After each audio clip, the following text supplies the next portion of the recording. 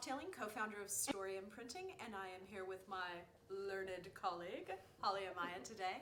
And we're going to be talking some more about story generation and how you come up with important stories in your arsenal that are critical to speaking engagements, coaching, leadership, all of the above.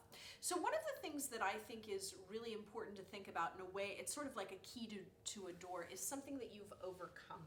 That story, I think, is incredibly important if you're doing any keynote speeches, if you're writing anything about your bio. People want to not know about how successful and wildly magical you are. They want to understand what you overcame. What challenge, what was the dragon that you fought, the monster that you fought? So I was wondering if you want to talk a little bit about something you have overcome or you're in the process. It's like she knows. It's like I maybe know you. She knows you really a well. little bit. Yeah. So just I will absolutely share that story, but I want to just make a note. I think this is really important because we live in this very super shiny, social media obsessed world, and this is very meta that we're talking about this on a social media post. Yeah. But you know, what I'm about to tell you would probably surprise a lot of people who think that they know me pretty well, because we present this very carefully curated version of ourselves on Instagram and on Facebook and on LinkedIn and professionally when we go out into the world. And I think that has sort of diminished our ability to reach in and dig out these stories where maybe we are a little bit more vulnerable. Ironically, these stories can have the greatest benefit to us, both personally and professionally. So for me, something that I am in the process of overcoming is that I'm a huge people pleaser. Like, I want people to love me. It's like, love me, right? Ever since I was a kid, I've really kind of been an achievement junkie. Often I think that these things like go hand in hand. Yes, they do. Chasing the dragon of achievement. Right. I'm very familiar. Right. And I continue to struggle with that. I'm never going to probably completely slay that dragon.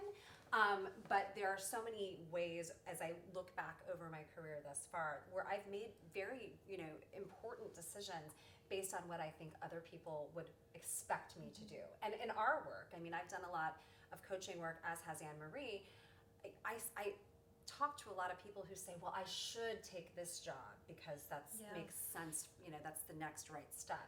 Without stopping to think, is that actually what I want to do? Am I doing that because I think other people think I should do it, or because I want to please someone else? Yeah, and when you think about like sort of sharing that story of like your own battle with being a people pleaser, like you go in and you talk to people about like, hey, I apologize all the time. All the time. Oh my God, yes. So quick story for the public out there. So I was at an airport about a month ago waiting for this one, who was on a later flight, and I'm sitting at a little cafe and I'm talking to this fascinating guy who's a documentary filmmaker. And I was asking him a ton of questions. Former reporter, like, you can take the girl out of the newsroom. And I'm also, having been raised in the South, I'm also very cognizant of like not wanting to impinge on people and be too nosy.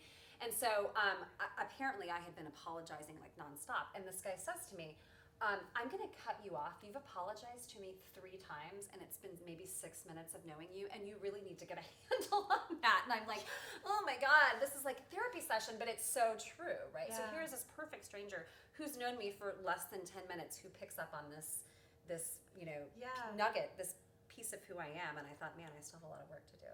And I would just say the thing you have to overcome is a theme, right? And when we talk about training, we talk about particular themes. That's a theme that will reemerge in your life. I often say, I came from a culture of poverty, as did Holly. It's probably one of the reasons that we partnered and we're so connected. But that theme has made my life struggle about how do I remain tough without becoming hard.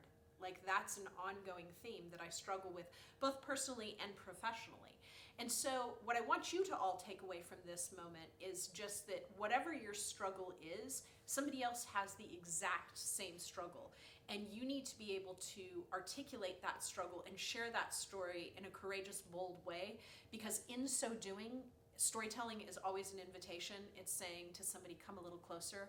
that's what you're going to get. You're going to get somebody who's going to come a little closer to you because you were brave enough to say, I'm still surviving the struggle. So with that said, think about what things you have overcome, just bullet those out, and think about the stories that create that arc of your own journey. And we will see you next time.